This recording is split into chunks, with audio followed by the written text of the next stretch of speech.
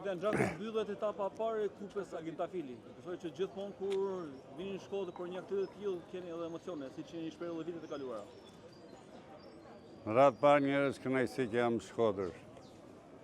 Në radhë dytë do ta falenderoj për partneritetin që kemi me klubin sportiv Vllaznia. Shikoj që ka filluar një riparim dhe një farë ngritje, megjithëse duhet një punë e madhe.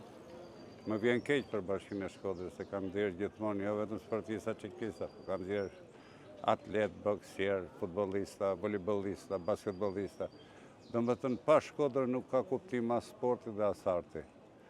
Por mendojmë që dua ta shoh gjithmonë ekipin e Vllaznisë ashtu si jemi mësuar për ta parë. Duhet shumë punë, duhet shumë seriozitet, duhet shumë ndihmëse e madhe nga bashkia, sidomos, që duhet ta mbështesi brezin e ri për të larguar nga problemet që ka. Nuk dua të ofendoj prindërit e këtyre fëmijëve duke filluar ndaçka cigaria, ndaçka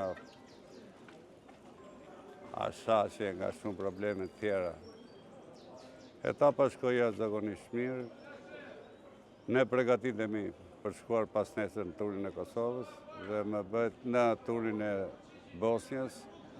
Dhe një nga ciklistët e tuaj është përfaqësuesi i ekipit kombëtar.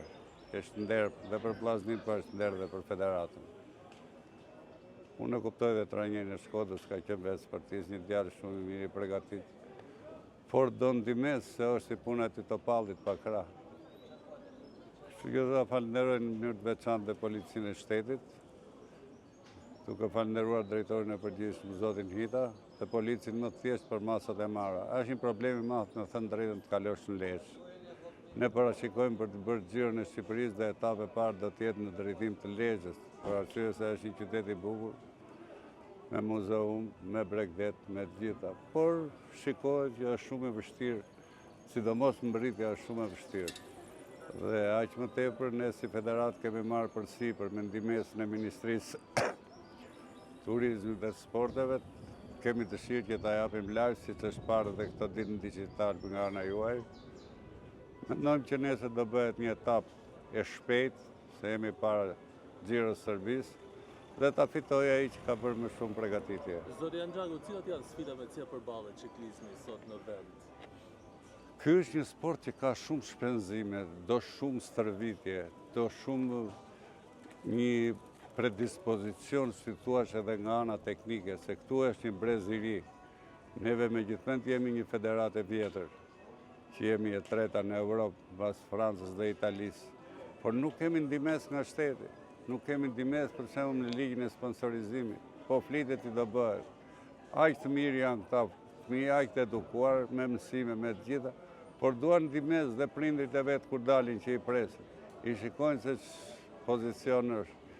Këtu po nuk u bë ligji sponsorizimit, asnjë lloj sporti nuk ka pas për të ardhmen. Zoti Gjaku, fitues ciklistët kosovar, si me kadetët si me të rriturit, ka tregon që Kosova duket që po përparon në këtë sport.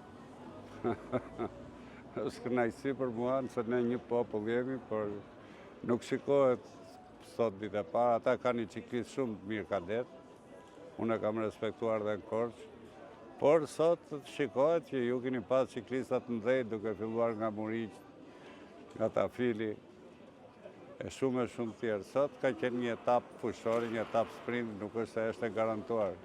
Ciklisti që ka një farë përgatitje fizike, që ka probleme në kuptimin e zhvillimit të aktivitetit, duket ku ka një terren malor. Megjithatë unë e falenderoj Kosovën, ka bërë ekip shumë të mirë, kanë bërë ligjin e sponsorizimit, biletë kanë regjistruar dhe një ekip në Zvicër, që këto janë dhe të ardhët e tyre, ja po i shikoj këta dje me qatë bicikleta që janë. Këto janë bicikleta shtene, gati nga 10.000 euro, nuk janë bicikleta tona në krahasim me këta. Të shembull do ta marrë dhe shteti shqiptar, jo vetëm ne.